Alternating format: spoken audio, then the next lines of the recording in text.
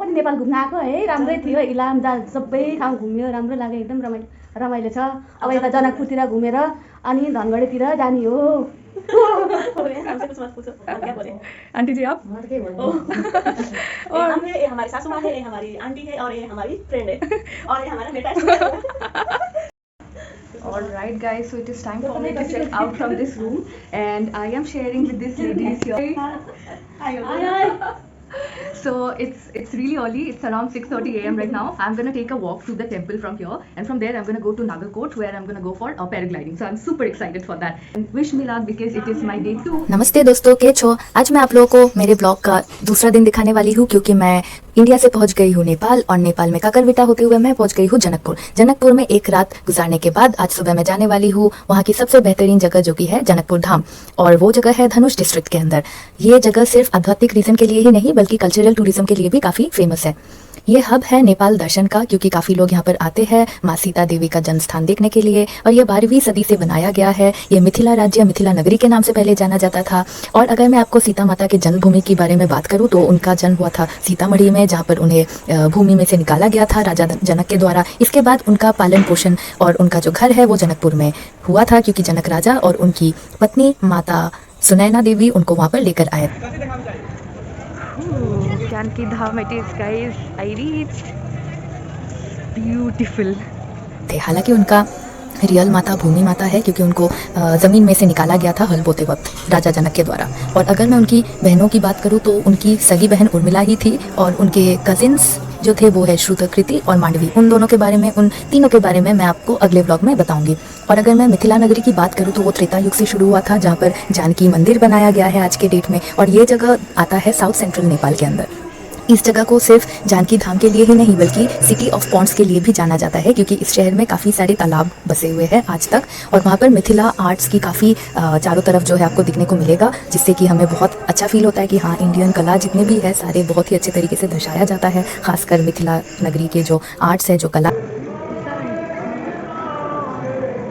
Is the OG Sita temple. This is where she was apparently born. That's why the place is known as Janakpur. If you know Ramayana, you will find this place really fascinating. That's why I chose this offbeat place, which is this, and I'm really loving it. It's like it's not even 8 in the morning right now, but still, you know, the vibe, the kirtans, you know, everything, pigeons fluttering around, everything is so beautiful. You actually get the positive vibe after coming here. So I'm enjoying it to the most. And Jai Siya Ram है। और अगर मैं सीता माता के घर की बात करूं तो उस मंदिर को नौलखा मंदिर भी कहा जाता है क्योंकि माना जाता है उस मंदिर का कॉस्ट 9 लाख रुपीस था। 9 लाख रुपए में उस मंदिर को खरीदा गया था एक टाइम पर। और अगर आप उस मंदिर को गौर से देखो तो वहाँ पर आपको मुगल आर्किटेक्चर के साथ साथ हिंदू आर्किटेक्चर भी देखने को मिलेगा। वहाँ पर फूल पत्ते इत्यादि ड्राइंग किए हुए हैं। उसमें काफ़ी सारे कलर्स है जैसे लाल, हरा, नीला, पीला भी कहीं कहीं पर आपको दिखेगा, और सारे सफ़ेद चूने के ऊपर किया गया है। ये मंदिर जो है ये 3 स्टोरीड है। इसमें आपको 3 अलग अलग फ्लोर्स दिखेंगे। ऊपर के फ्लोर्स में आज के डेट पर जाना अलाउड नहीं है, बर्फ बना हुआ है।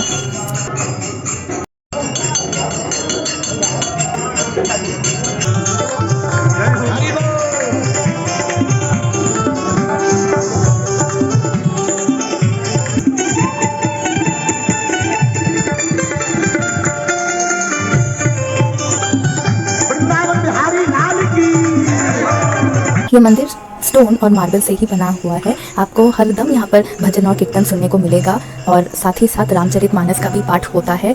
आज के डेट में अगर आप मंदिर के अंदर, गर्भगृह के अंदर आप जाते हो तो आपको सिया राम के साथ साथ लक्ष्मण और जनक राजा का भी मूर्ति भांति मिलेगी। वहाँ पर आपको काफ़ी सारे और भगवान भी दिखेंगे, पर क्योंकि ये जानकी माता का मंदिर है तो उनकी मूर्ति भव्य है।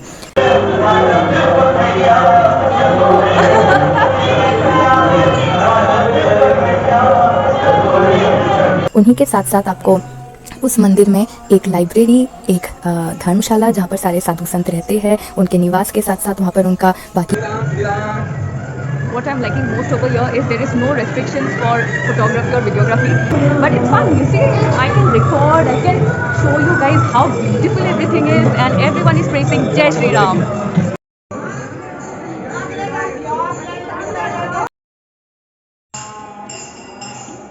चीज़ों का भी ध्यान रखा जाता है, जैसे खाना पीना वहीं पर खाना बनाया जाता है, और साथ ही साथ वहाँ पर काफ़ी सारे दफ्तर है, ऑफिस है जानकी धाम के, और वहाँ की बहुत सारी अलग अलग टेम्पल्स है। छोटे छोटे टेम्पल्स आपको अंदर दिखने को मिलेंगे, और वहाँ पर एक म्यूजियम है जो आपको इस वीडियो के दौरान मैं आपको दिखाती जाऊँगी।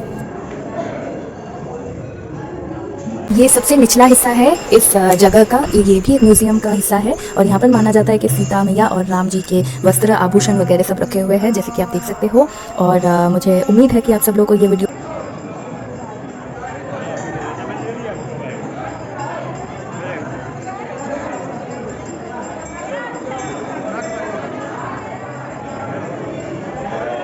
तो बहुत पसंद आया होगा। और अगर आपने अभी तक सब्सक्राइब नहीं किया तो मेरे सफ़र में बने रहने के लिए बहुत बहुत शुक्रिया और प्लीज़ सब्सक्राइब कर लीजिए।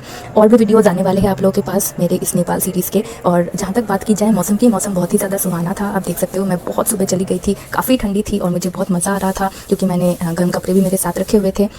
और आई होप कि आपको सीता मैया का मायका देख के बहुत ही अच्छा लगा हो। और अगर आपको पसंद आया तो मेरे चैनल पर बने रहे, मेरा साथ दे। The spots, and I'm gonna have my breakfast now. Everything packed I'm having because I was not keeping well in terms of my stomach. I was having stomach upset, but now it's much better.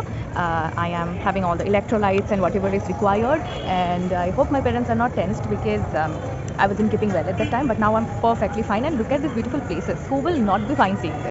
आप लोग को बहुत बहुत शुक्रिया करते हुए मैं इस वीडियो को आज यहीं पर समाप्त करना चाहती हूँ। और जाते जाते कोई ये बोलना मत भूलिए, जय सिया राम।